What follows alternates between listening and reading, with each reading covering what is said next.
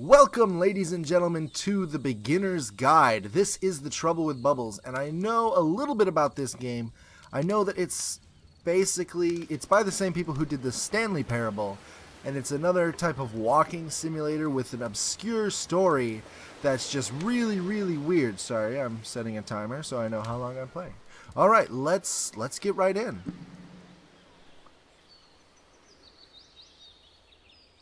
Make sure audio is on. I'll turn it up.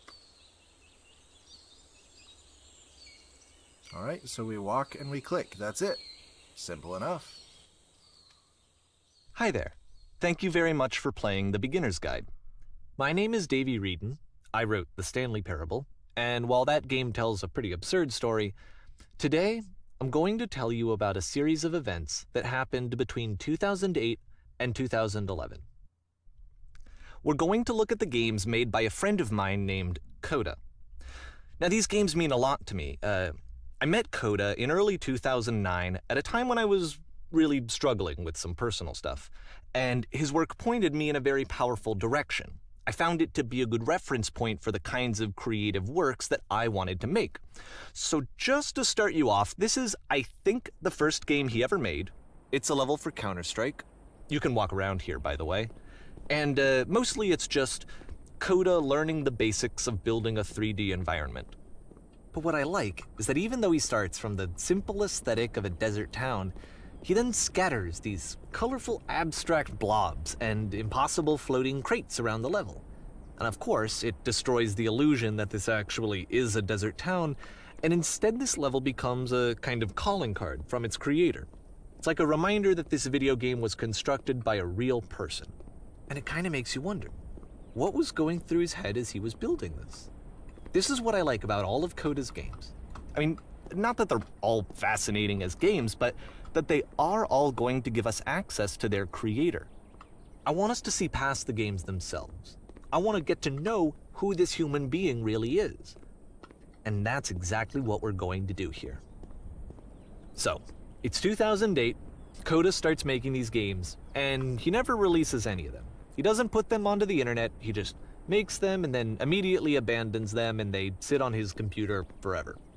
And I think he really understood this image of himself as a recluse. At one point he jokingly renamed his computer's recycling bin to Important Games Folder. So, you know, this was just how he worked. He tended to crank them out one after the other without even really pausing to try to understand what he had just made, until suddenly one day he just stopped. In 2011, that was it. He made his last game, and then he hasn't made another one since. And that's why I've taken this opportunity to gather all of his work together, is because I find his games powerful and interesting, and I'd like this collection to reach him, to maybe encourage him to start creating again. And if the people like you who play this also happen to find his work interesting, then I'm sure it'll just send that much stronger of a message of encouragement to Coda. So thanks for joining me on this. If you have a particular interpretation that I haven't mentioned here, or if you just need to get in touch, you can email me at daveywreden@gmail.com. Okay, that's about it for introduction. Let's take a look at Coda's first proper game. As each game is loading, I'll show you the date that it was completed. This first one was made in November 2008. Alright, so we're going to take a minute here and talk about that. So, wow, it sounds like I'm a fucking teacher. But no, this is a really cool concept, and I'm sorry, I'm going to apologize now if there's not a lot of narration throughout the thing, because I genuinely want to hear what's going on, and I'm sure you guys do too. But when I get the chance, I'll let you know my opinion, and I think that this is a really cool premise of the game, and I can't wait to see what happens. Alright, so this is really bright. Warning. Whisper machine active. Shift to structure imminent. Okay, so now we've got This game is called Escape from Whisper, and it's one of the more generic games you'll see from Coda.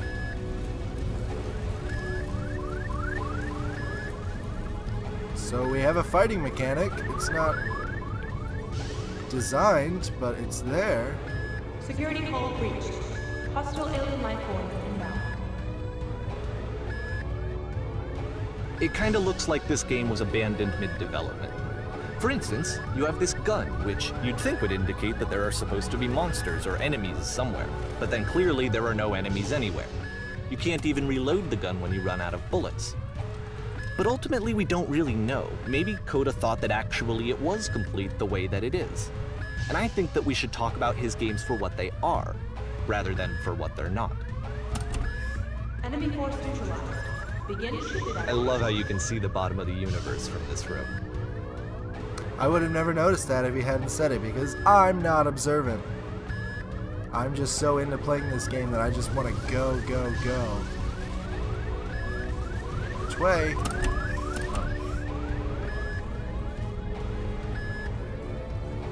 Oh, this does not look good. Apparently the space station has a labyrinth on it. Sure, I don't know. There's really no reason for it that I've ever been able to discern, so in the interest of time, I'm just gonna skip you on past it. Oh, Jesus. Okay. Okay, this is the part that's interesting.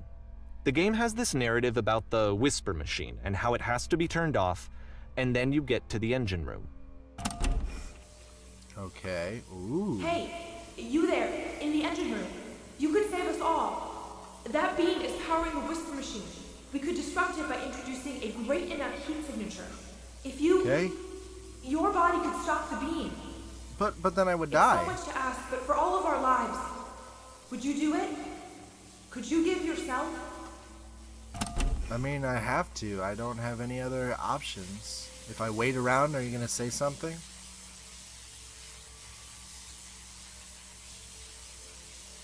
Probably not. I missed. Let me pause here for a second. What you just experienced, stepping into the beam and then dying, is probably what Coda had initially intended when he was developing this level. But when he first compiles and plays it, something goes wrong. There's a bug somewhere. And this is what happens instead. Blackness? Oh.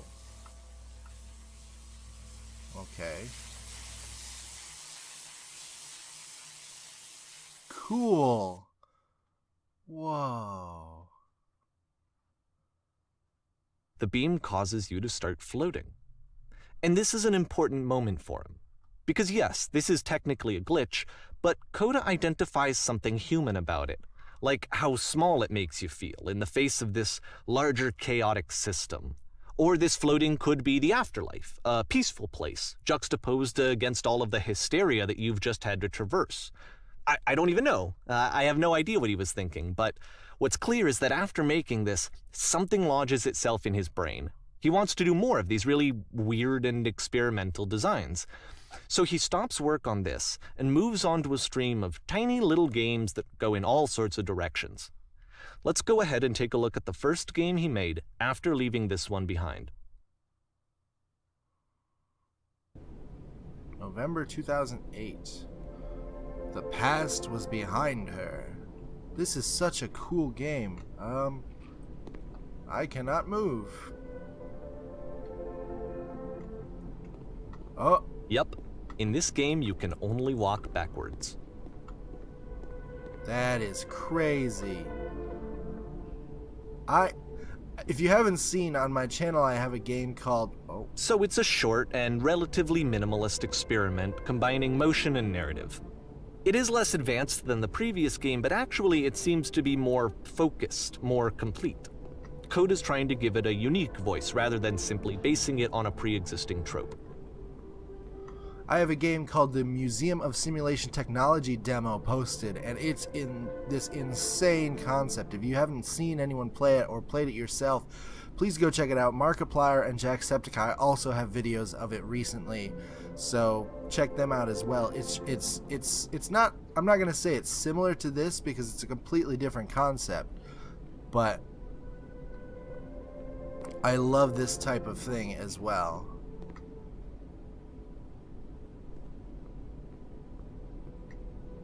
She find the strength to confront it. It's a short little thought, it says what it wants to say, and then it ends. Didn't need anything more than that. Which to me is why it works, because it gets out quick. Okay, next one. Oh geez, this one seems a little bit scarier. good. The camera moves with us. You are now entering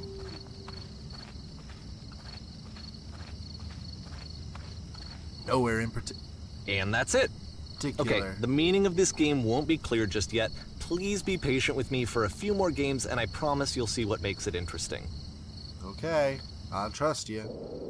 December 2008. Oftentimes, Coda would put bizarre titles like this one at the start of his games.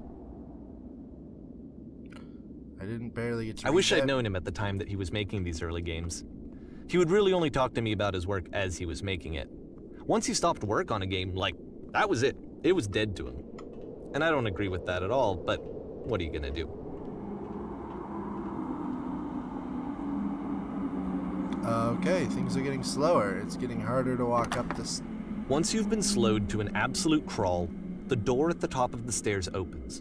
So why, if Coda's not showing these games to anyone, why bother opening the door at all? Well, to show you, I'm modifying the game here so that when you press enter, it'll bring you back up to full speed so you can enter the door for yourself. I don't know if I want to go in there. I mean...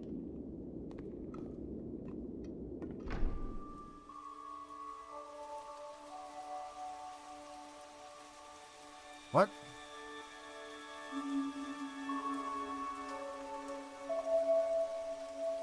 A room that's warm and nice and filled with little ideas for games.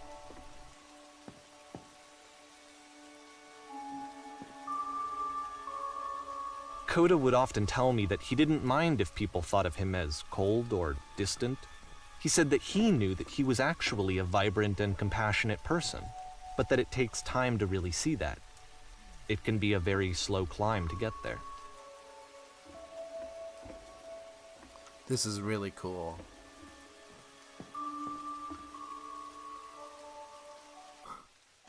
January 2009. Ready, set, fish. Okay, I'm ready to fish. I don't see any water. I don't see anywhere I can fish.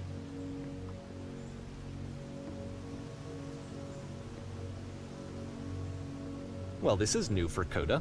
It's an actual puzzle. Go ahead and see if you can solve it.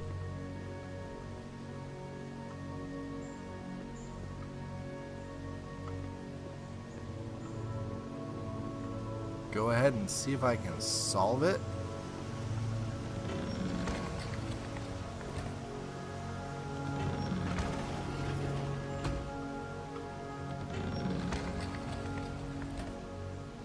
Aha! That wasn't Don't forget too bad. that solution, because we're going to see this puzzle again soon. We're gonna see it a lot. 3 dots? What are the 3 dots? Do I need the 3 dots? So that seems to be it, right? You walk down a corridor, you solve a puzzle, you get to the end. Simple enough. Alright, now I'm going to modify the game again so that when you press enter, it'll remove all of the walls from this room. Holy crap.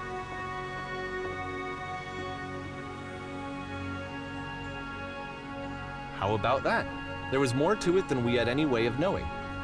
I actually find it funny that this game comes after the Stairs game, since they essentially convey the opposite idea. So, in the Stairs game, a dull exterior concealed a rich interior. And then, in this level, a dull interior hides this fantastic outer world. Either way, I think that the point is the same, is that most of the time you don't get to know what you're missing, or even that you're missing anything. That's not your role as a player. So if your role here is not to understand, then what is it?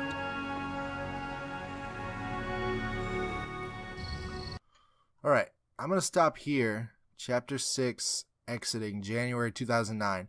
This is a really cool game, and I hope it's translating well to being watched. I'm not quite sure how you guys are going to enjoy it, but I'm having a blast, even though there's not a lot for me to do, and I'm not talking a lot, I'm just watching. But I hope you guys enjoy watching it as much as I do. Thank you guys so much for watching. This is a beginner's guide. I'm The Trouble with Bubbles, and I hope to see you in the next video.